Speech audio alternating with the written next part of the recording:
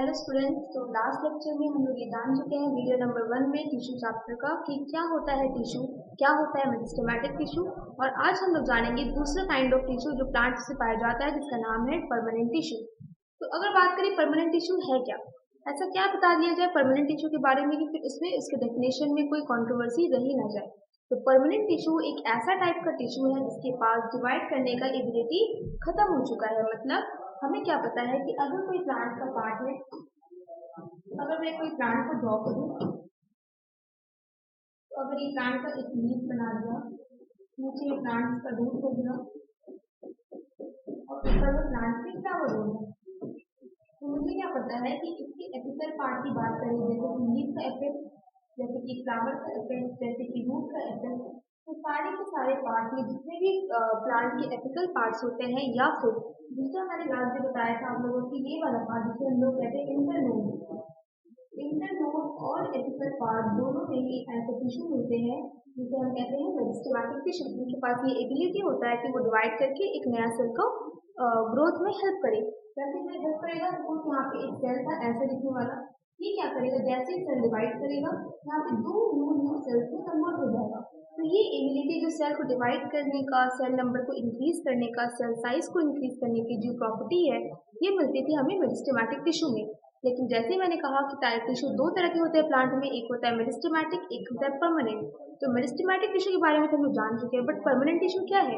Permanent tissue एक ऐसा tissue है जिसके पास सेल डिवीजन की प्रॉपर्टी को शो करने का, सेल डिवीजन का प्रॉपर्टी शो करने का टेंडेंसी नहीं है।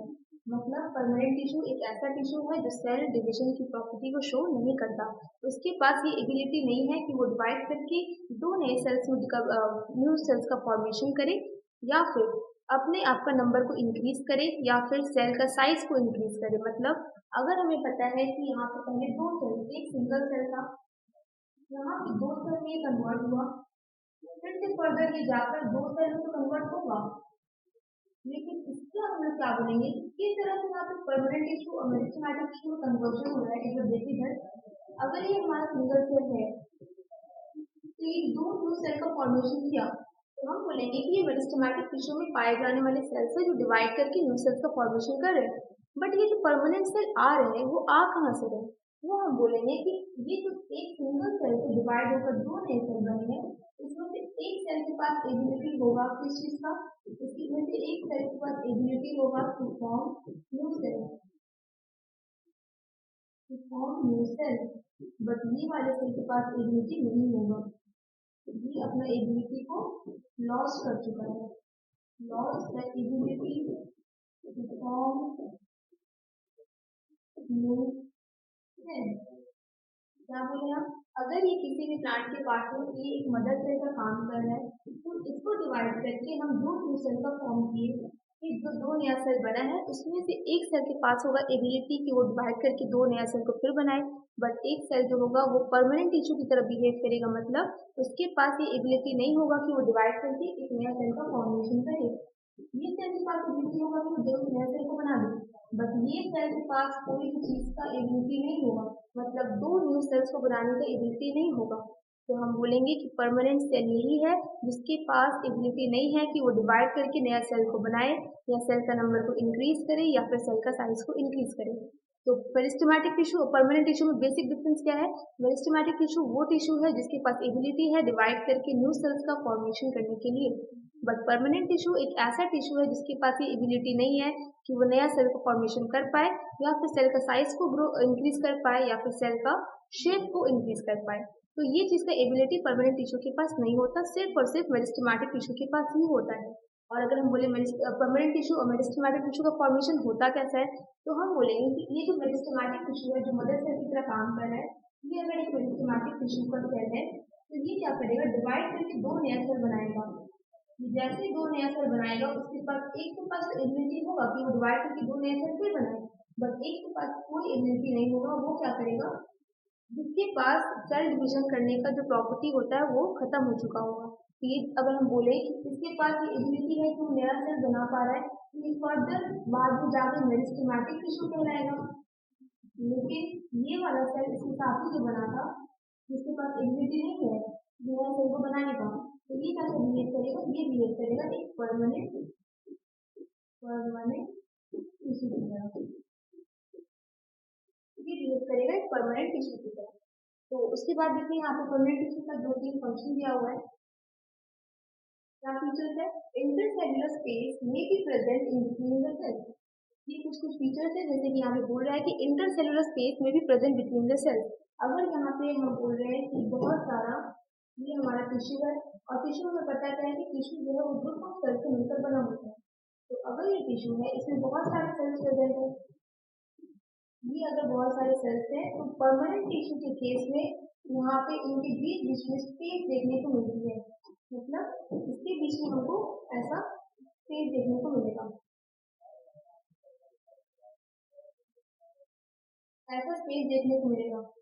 लेकिन याद कीजिए जो हम लोगों ने पढ़ा था मेरिस्टेमेटिक टिश्यू में, तो मेरिस्टेमेटिक टिश्यू में इंटरसेल्युलर स्पेस ना के बराबर था, या बोले वहाँ पे इंटरसेल्युलर स्पेस एब्सेंट था, बट परमानेंट टिश्यू में इंटरसेल्युलर स्पेस प्रेजेंट है। इस दोनों में क्या मतलब है, मतलब ये है कि मेरिस्टेमेटिक टिश्यू को मुझे क्या पता है कि उसके सेल्स कंटिन्यूअसली डिवाइड करेंगे, वहाँ पे सेल डिवीजन का प्रॉपर्टी चलेगा, और ये मुझे पता होना चाहिए कि अगर कोई सेल डिवाइड कर रहा है, अगर एक सेल दूसरे 2 सेल में डिवाइड कर रहा है, तो इसकी सेल वॉल की थिकनेस या सेल मेम्ब्रेन की थिकनेस बहुत कम होनी चाहिए, या फिर ना के बराबर होना चाहिए, तभी वो रैंडमली बार बार क्या करके इजीली अपना सेल वॉल या सेल मेम्ब्रेन को डिस्ट्रॉय कर अंदर का मटेरियल को बाहर निकालकर 2 सेल में स्प्लिट हो सकता है।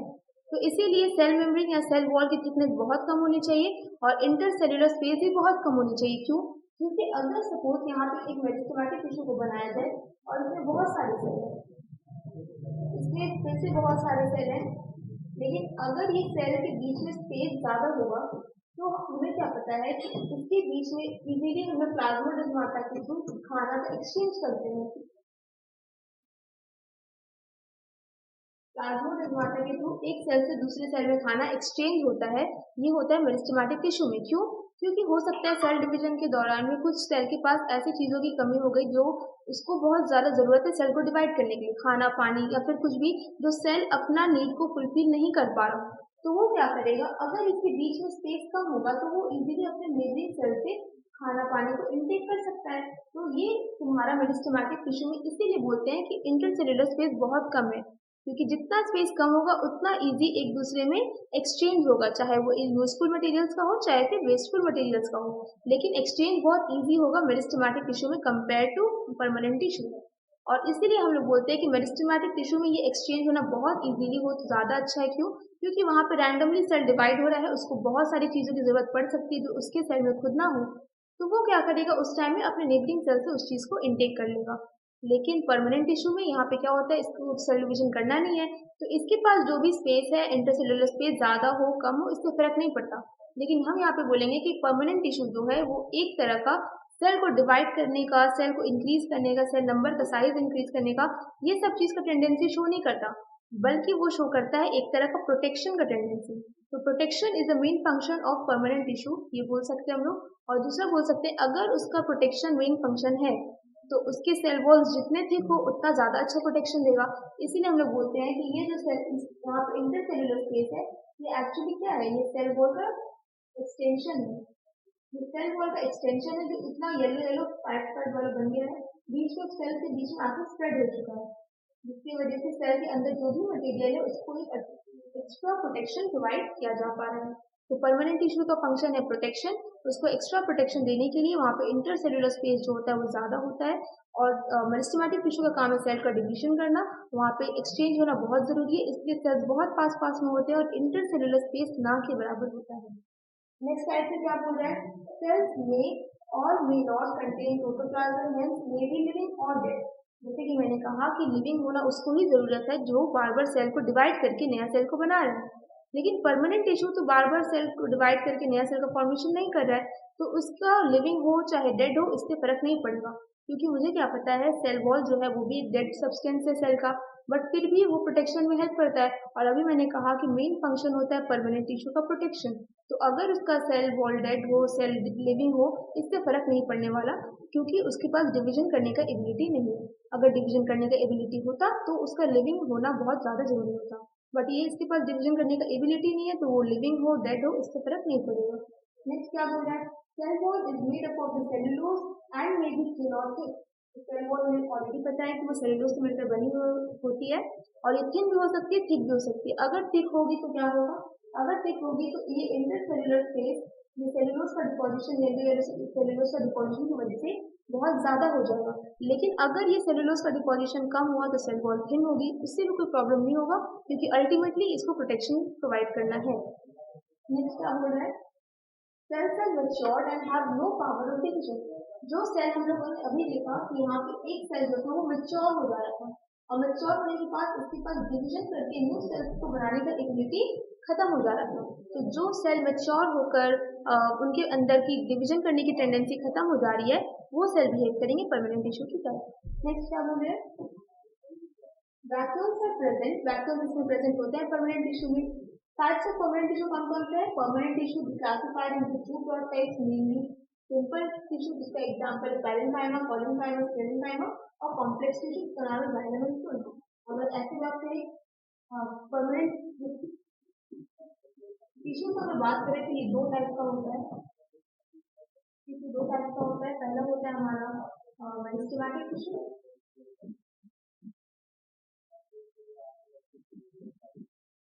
और दूसरा होता है परमानेंट टिश्यू।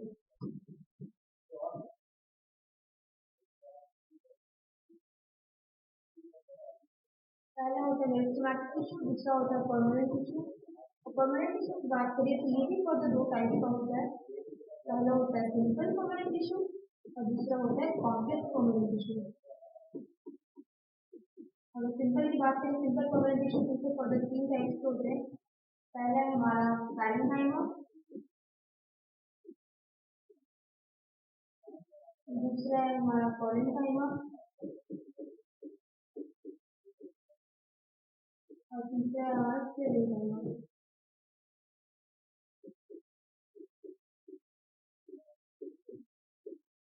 और अगर बात करें हम कॉम्प्लेक्स टिश्यू की तो इसके भी फॉर दो टाइप्स होते हैं। पहला होता है जाइलम और दूसरा होता है फ्लोएम। और हम लोगों ने ऑलरेडी मेरिस्टेमेटिक टिश्यू का दो पार्ट पढ़ चुका है जिसका नाम था इंटरसैलरी मेरिस्टेम,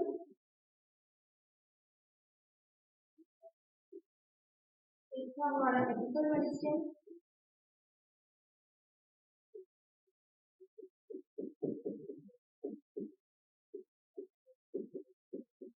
और एक था हमारा लैटरल मेरिस्टेम।